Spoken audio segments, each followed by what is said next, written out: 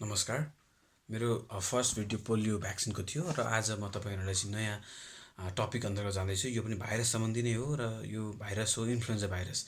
यो जेनरल नलेजको लागि एकदमै जान्नुपर्ने भाइरस हो, किनकि विभिन्न फ्लूहरू संसारमा अहिले सर्कुलेट भइरहेका छन्। जस्तै सुन्नुहुन्छ हजुरले, कहिले बर्ड फ्लू सुन्नुहुन्छ, कहिले स्वाइन फ्लू सुन्नुहुन्छ, कहिले स्पेनिस फ्लू पनि सुन्नुभयो होला पक्कै पनि। अहिले कोरोना भाइरसको न्युजहरू बनाउँदाखेरि कहिलेकाहीँ स्पेनिस फ्लूको एक्जाम्पल पनि दिने गरिन्छ। अब म यो भाइरसको जान्नुभन्दा अगाडि चाहिँ हजुरलाई म हिस्ट्रीमा लान चाहन्छु। 1918 एडीभन्दा अगाडि चाहिँ फ्लू लाग्दाखेरि मान्छेहरूले, साइन्टिस्टहरूले के सोच्थे भन्दाखेरि यसको कजेटिभ एजेन्ट चाहिँ ब्याक्टेरिया हो। यो ब्याक्टेरियाको नाम चाहिँ हेमोफिलियस इन्फ्लुएन्जाले गर्दाखेरि चाहिँ यो फ्लू चाहिँ संसारभर फैलिन्छ, यो फ्लू लाग्छ भन्ने कन्सेप्ट थियो। तर जब 1918देखि 1919सम्म एउटा फ्लूले पेन्डेमिक क्रिएट गर्यो र त्यो बेला जानियो कि यो फ्लू चाहिँ ब्याक्टेरियाले होइन, पक्कै पनि कुनै एउटा अर्को प्रकारको माइक्रो अर्गानिजमले लगाउँछ भन्ने चाहिँ त्यतिखेर एउटा रिभिल भयो।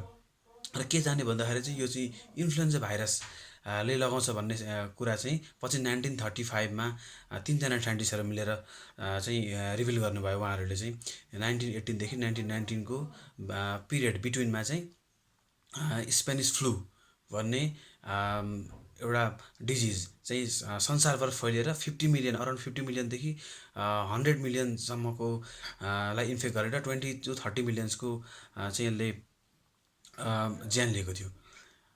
र अब यो त भयो एक प्रकारको हजुरलाई जानकारी भयो, हिस्ट्री जानकारी। अब हजुरलाई भनौँ इन्फ्लुएन्जा भाइरस भने के हो त? यो इन्फ्लुएन्जा भाइरस भनेको चाहिँ आरएनए भाइरस हो, जुन चाहिँ अर्धोमिक्जोभिरिडी फ्यामिली अन्तर्गत पर्दछ। यो भाइरस आरएनए भाइरस जुनको चाहिँ 8वटा आरएनए सेगमेन्ट्सहरू हुन्छ। जस्तै हाम्रो डिएनए हुन्छ, भाइरसको आरएनए हुन्छ। यो भाइरसको चाहिँ यसका 8वटा सेगमेन्ट्स हुन्छन्। अब यसले कसरी सेललाई इन्फेक्ट गर्छ भन्दाखेरि चाहिँ यो भाइरसको प्रोटिन्सहरू हुन्छन्। जस्तै एम प्रोटिन भन्छौँ हामीले, एच प्रोटिन भन्छौँ र एन प्रोटिन भन्छौँ। एम भनेको चाहिँ म्याट्रिक्स प्रोटिन भन्छौँ, एच भनेको चाहिँ हेमाग्लुटिनिन प्रोटिन भन्छौँ भने एन भनेको चाहिँ न्युरामिनिडेज प्रोटिन भन्छौँ। अब हजुरले सुन्नुभएकै छ, कहिले बर्ड फ्लूको साइन्टिफिक नेम H5N1 भन्छ होइन, स्वाइन फ्लूको H3N2 भन्छ। अब एच भने के हो त, एन भने के हो त, यो बारे हामी जानौँ। अब यो भाइरसको सर्फेसमा चाहिँ दुईवटा एन्टिजेन्सहरू हुन्छन्, दुईवटा स्पाइक्सहरू हुन्छन्। स्पाइक्स भन्नाले काँडा जस्तो एउटा स्ट्रक्चर भनौँ न, त्यस्तो हुन्छ। एउटा स्पाइक भनेको हामीले एचए स्पाइक भन्छौँ भने अर्को चाहिँ एनएम स्पाइक्स भन्छौँ। त्यो स्पाइक्सहरू भनेको चाहिँ एचए भनेको चाहिँ हेम एग्लुटिनिन भन्छौँ हामीले भने एन भनेको चाहिँ न्युरामिनिडेज स्पाइक भन्छौँ। र अर्को प्रोटिन हुन्छ अलिक भित्र, त्यो सर्फेसको अलिक भित्र चाहिँ, त्यो चाहिँ एम प्रोटिन भन्छौँ। अब इन्फ्लुएन्जा भाइरसले कसरी चाहिँ हाम्रो सेल्सलाई इन्फेक्ट गर्छ त, त्यो पनि जानिहालौँ। अब यदि हाम्रो यो भाइरस चाहिँ इन्फ्लुएन्जा भाइरस चाहिँ यदि हाम्रो ओरोफ्यारेन्जल प्लेसेसबाट, फर इक्जाम्पल माउथबाट भयो, जस्तै नाकबाट भयो होइन, यसरी यो ट्रान्समिट हुँदाखेरि चाहिँ के हुन्छ, यसले हाम्रो रेस्पिरेटरी ट्र्याकको सेल्सहरूमा गएर यसले इन्फेक्ट गर्छ। कसरी इन्फेक्ट गर्छ भन्दाखेरि चाहिँ मैले भनिहालेँ हजुरलाई अघि, भाइरसको सर्फेस प्रोटिन छ, सर्फेस एन्टिजेन्सहरू चाहिँ एच स्पाइक र एन स्पाइक, मतलब हेमाग्लुटिन र न्युरामिनिडेज हो। अब सेललाई इन्फेक्ट गर्नुभन्दा अगाडि यो भाइरस चाहिँ गएर हाम्रो सेल्समा बाइन्ड गर्छ। हाम्रो सेल्समा रिसेप्टर हुन्छ, त्यो रिसेप्टरको नाम हो सियालिक एसिड रिसेप्टर। त्यो सियालिक एसिड रिसेप्टरमा यो भाइरसको एचए हेम एग्लुटिनिन प्रोटिन गरेर बाइन्ड हुन्छ। अब बाइन्ड भएपछि हाम्रो सेलको एउटा मेकानिजम हुन्छ। कस्तो मेकानिजम भन्दा, यदि एक्स्ट्रा सेलुलर थिङ्समा चाहिँ यदि कुनै मेटेरियल छ भने हाम्रो सेल्स र इन्डोसाइटोसिसको प्रोसेसबाट त्यो मेटेरियलले आफ्नो सेलको भित्र लाने काम गर्दछ। यो भाइरसमा पनि त्यही हो। जब भाइरसको हेमएग्लुटिन प्रोटिन र हाम्रो सेल्सको सियालिक एसिड रिसेप्टर बाइन्ड हुन्छ, तब हाम्रो सेलले इन्डोसाइटोसिस प्रोसेसबाट त्यो भाइरसलाई भित्र छिराउँछ, आफ्नो सेल्सभित्र छिराउँछ। अब भाइरसको भित्र छिरिसकेपछि मैले भनिहालेँ, भाइरस भनेको एउटा यस्तो अर्गानिजम हो जुन चाहिँ हाम्रो सेल्सको मेकानिजम युज गरेर आफूलाई आफ्नो पपुलेसन बढाउने काम गर्छ। अब यो भाइरसले के गर्छ, आफ्नो त्यही भाइरस सेल्सहरूको कम्पोनेन्ट्सहरू युज गरेर चाहिँ यो भाइरस चाहिँ मल्टिप्लाई हुने भयो। अब मल्टिप्लाई भइसकेपछि यो सेल्स त बाहिर निस्किनु पर्ने भयो। सेलभित्र मात्रै बसेर त इन्फेक्सन त यसले बढाउने भएन भनेपछि हाम्रो त्यो सेलभरि भाइरसहरू मल्टिप्लाई हुन्छन्। धेरै भाइरस निस्केपछि के हुन्छ, अब भाइरस बाहिर निस्किनु पर्ने हुन्छ सेल्सबाट। अब निस्किनको लागि चाहिँ एउटा प्रोसेस हुन्छ बर्डिङ भन्ने प्रोसेस। त्यो बर्डिङ भन्ने प्रोसेस मार्फत सेल बाहिर निस्किन्छ।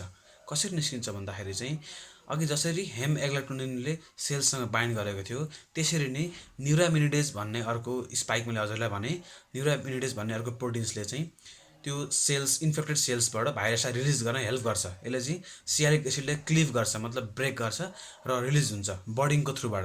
बर्डिङ भने कस्तो भन्दाखेरि चाहिँ हाम्रो ह्युमन सेल्स, इन्फेक्ट भएको सेल्सको बाहिरको लेयर मतलब लिपिड लेयर चाहिँ त्यो भाइरसले आफू सँगसँगै लिएर आएर बाहिर निस्किने भयो र त्यो सेल्सको लिपिड लेयर बाहिर निकालेको कारण चाहिँ यसलाई के भनिन्छ भन्दाखेरि इनेबल भाइरस भनिन्छ। कुनै कुनै भाइरसहरू हुन्छन् जुन चाहिँ बर्डिङ नगरी सेललाई डिस्ट्रोय गरेर बाहिर निस्किन्छन्, तिनीहरूलाई चाहिँ हामीले नन इनेबल भाइरस भन्छौँ, जुन चाहिँ नेकेड भाइरस पनि हो। अब मैले हजुरलाई भनिहालेँ, अब त्यसरी नै त्यो मल्टिप्लाई भएर निस्केका भाइरसहरूले चाहिँ अरू डिफ्रेन्ट सेल्सहरूमा गएर चाहिँ एट्याक गर्ने भए र सेल डिस्ट्रक्सन हुने भयो। भाइरस नै धेरै हुने हाम्रो बडीमा, सर्कुलेसनमा पनि यसले इफेक्ट गर्ने भयो। लास्टमा गएर न्युमोनिया पनि लगाउने भयो, रेस्पिरेटरी फेलर हुने भयो र हाम्रो डेथ पनि हुनसक्छ। अब मैले भनिहालेँ एच भनेको के हो, एन भनेको के हो भनिहालेँ। अब यो कहिलेकाहीँ H5N1 भन्छ, कहिले H1N1 भन्छ, कहिले H3N2 भन्छ, के हो त यो जानिहालौँ। अहिलेबाट संसारमा चाहिँ एच सब टाइपहरू चाहिँ 22वटा एच सब टाइप छन् भने 11वटा एन सब टाइप्सहरू छन्। अब यसो बुझ्दाखेरि पनि 198 पोसिबल्स आउटकम्सहरू, 100 possible different types of influenza A को स्ट्रेनहरू चाहिँ हुने भयो। त्यसो गर्दाखेरि चाहिँ यदि different combination of H subtype र different combination of N subtype चाहिँ मिक्स भयो भने चाहिँ त्यस्तो हुने भयो। अब अहिले संसारभर चाहिँ H1N1 र H3N2 चाहिँ हाम्रो ह्युमन पपुलेसनमा सर्कुलेट भइरहेको छ। कहिलेकाहीँ H5N1 पनि भइरहन्छ। यो चाहिँ कस्तो हुन्छ भन्दाखेरि चाहिँ यो भाइरस चाहिँ दुईवटा क्यारेक्टर देखाउँछ।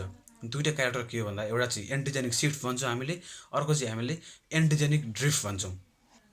एन्टिजेनिक ड्रिफ्ट भनेको चाहिँ माइनर चेन्ज हो, त्यो एस प्रोटिन र एन प्रोटिन भनिहालेको जसलाई, त्यो चाहिँ माइनर चेन्ज ल्याउँछ। त्यसमा चाहिँ एन्टिजेनिक सिफ्ट भनेको चाहिँ मेजर चेन्ज ल्याउँछ। अब एन्टिजेनिक सिफ्ट कसरी हुन्छ भन्दाखेरि चाहिँ हजुरलाई इन्फ्लुएन्जा भाइरसको एउटा युनिक मेकानिजम छ। कस्तो भन्दाखेरि यदि एउटा सेललाई हाम्रो ह्युमेनको इन्फ्लुएन्जा भाइरसले इन्फेक्ट गर्यो र त्यही सेम सेललाई यदि बर्ड्सको इन्फ्लुएन्जा भाइरसले एट्याक गर्यो भने के हुन्छ, अब दुईवटा भाइरस चाहिँ डिफ्रेन्ट स्ट्रेनका दुईवटा भाइरस चाहिँ के गर्ने भए, एउटा सेललाई इन्फेक्ट गर्ने भए। अब इन्फेक्ट गरिसके पछाडि के हुन्छ, जब त्यो भाइरसहरू सेल्समा छिरिसकेपछि मैले अघि भनिहालेँ मल्टिप्लाई हुन्छ। मल्टिप्लाई भनेको हाम्रो त्यो भाइरसको बडीको सबै पार्ट्सहरू डिभाइड भएर फेरि फ्युज भएर नयाँ भाइरस बन्ने हो। अब मैले अघि पनि हजुरलाई भनिहालेँ इन्फ्लुएन्जा भाइरसको भित्र 8वटा सेगमेन्ट्स हुन्छ, आरएनए सेगमेन्ट्स। अब एउटा भाइरसको आरएनए सेगमेन्ट्स 8वटा आरएनए सेगमेन्ट्स छ, अर्को भाइरसको 8वटा आरएनए सेगमेन्ट्स के हुन्छ मिक्सअप हुने भयो। अब रेप्लिकेसन हुँदाखेरि, रेप्लिकेसन भनेको चाहिँ नयाँ कपी बनाउने काम हो। एउटा भाइरसबाट अर्को भाइरस बनाउनलाई हामी रेप्लिकेसन भन्छौँ। अब कस्तो हुन्छ भन्दाखेरि चाहिँ एउटा भाइरसको 8वटा आरएनए सेगमेन्ट्स, अर्को भाइरसको 8वटा आरएनए सेगमेन्ट्स चाहिँ त्यो इन्फेक्ट भएको सेलमा चाहिँ एकअर्कामा मिक्स हुने भयो। मिक्स भएपछि के हुन्छ भन्दाखेरि चाहिँ एउटा भाइरसमा भएको 4वटा सेगमेन्ट्स र अर्को भाइरसमा भएको 4वटा सेगमेन्ट्स मिक्स हुने भयो र नयाँ आरएनए सेगमेन्ट्सहरू बन्ने भयो, मतलब आरएनए मिक्स हुने भयो हो। आरएनए मिक्स भइसकेपछि के हुन्छ, नयाँ भाइरसको इभल्भ भयो। नयाँ भाइरसको इभल्भ भइसकेपछि के हुन्छ, त्यो पनि अब अघिकै प्रोसेसबाट सेललाई इन्फेक्ट गरेर बाहिर निस्किने भयो र फेरि अब बर्ड्सहरूबाट अथवा पिगहरूबाट अथवा मान्छेबाट अरूतिर सर्ने भयो। त्यही भएर इन्फ्लुएन्जा चाहिँ अब टाइम एन्ड अगेन यसलाई चाहिँ नयाँ स्ट्रेनको रूप लिएर हुन्छ। नयाँ म्युटेन्ट फर्महरू चाहिँ संसारबाट इभल्भ भइरहेको हुन्छ। जस्तै 1918 देखि 1919सम्म चाहिँ H1N1 भन्ने स्पेनिस फ्लूले इभल्भ भयो, फेरि एन्टिजेनिक सिफ्ट भयो, अघि जस्तै प्रोसेस भएर कम्बाइन भएर नयाँ भाइरस इभल्भ भयो, फेरि H2N2 स्ट्रेनको भाइरस भयो, त्यसलाई हामी एसियन फ्लू भन्छौँ। फेरि 1957 पछाडि फेरि 1968मा फेरि अर्को म्युटेसन भएर H3N2 भन्ने नयाँ स्ट्रेन निस्क्यो इन्फ्लुएन्जा ए भाइरसको। भनेपछि अब यो फ्युचरमा पनि यही भइरहन्छ। त्यही भएर एकचोटि दिएको भ्याक्सिनले चाहिँ अर्को स्ट्रेनको इन्फ्लुएन्जा भाइरसलाई काम गर्न सक्दैन। त्यही भएर यसको भ्याक्सिन चाहिँ संसारभर रिसर्च भइरहेको छ, ताकि सबै इन्फ्लुएन्जाको स्ट्रेनहरूलाई चाहिँ हामीले नयाँ भ्याक्सिनको मार्फतबाट चाहिँ न्युट्रलाइज गरौँ भन्ने एउटा चाहिँ संसारभर काम भइरहेको छ। तर त्यो सक्सेस चाहिँ लिन एकदम धेरै गाह्रो पर्छ, किनकि नयाँ नयाँ स्ट्रेनहरू चाहिँ संसारमा इभल्भ भइरहेको हुन्छन्। र यो अब हजुरहरूले मैले भनिहालेँ। अब त्यसपछि अब नेक्स्ट कुरामा जाउँ। अब इन्फ्लुएन्जाको 4 टाइप्स हुन्छ इन्फ्लुएन्जा भाइरसको, type A, type B, type C र टाइप डी। टाइप ए चाहिँ पेन्डेमिक गर्ने खालको हुन्छ, यसले चाहिँ पेन्डेमिक लगाउन सक्छ टाइप ए चाहिँ। टाइप बी एपिडेमिक लगाउन सक्छ।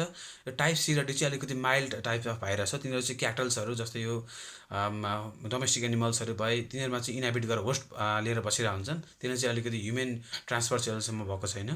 टाइप ए टाइप बी चाहिँ ह्युमेनलाई अलिकति ट्रान्सफर गर्न सक्छ यसले चाहिँ। टाइप ए त डेन्जर भाइरस भइहाल्यो। टाइप ए चाहिँ अब एउटा मान्छेबाट अर्को मान्छेमा सर्न पनि सक्यो, पेन्डेमिक क्रिएट पनि गर्न सक्छ यसले चाहिँ। इन्फ्लुएन्जाको मेन युनिक क्यारेक्टर भनेकै एन्टिजेनिक सिफ्ट र एन्टिजेन ड्रिफ्टले गर्दाखेरि चाहिँ नयाँ नयाँ स्ट्रेनको इन्फ्लुएन्जा टाइप ए चाहिँ वर्ल्डभरि प्रिभ्यालेन्ट हुनसक्छ। अब यसै अन्तर्गत हजुरलाई पेन्डेमिक इन्डेमिक पनि हजुरले बुझ्नुपर्ने हुन्छ। पेन्डेमिक भनेको चाहिँ संसारभर एकैचोटि आउटब्रेक हुने, संसारभर एकैचोटि फैलिने, जस्तै कोरोना भाइरस भयो, त्यो पनि संसारभर फैलिरहेको छ। अब मैले भनिहालेँ पेन्डेमिक कसरी कज हुन्छ। इन्फ्लुएन्जा भाइरस पनि त्यसरी नै एउटा मान्छेबाट अर्को मान्छेमा छिटै सरिहाल्छ। रेस्पिरेटरी भाइरस हो, नाक मुखबाट सर्ने नै भइहाल्यो। र हजुरहरूलाई मैले यही जानकारी दिनु थियो। यसको लागि धेरै धेरै धन्यवाद।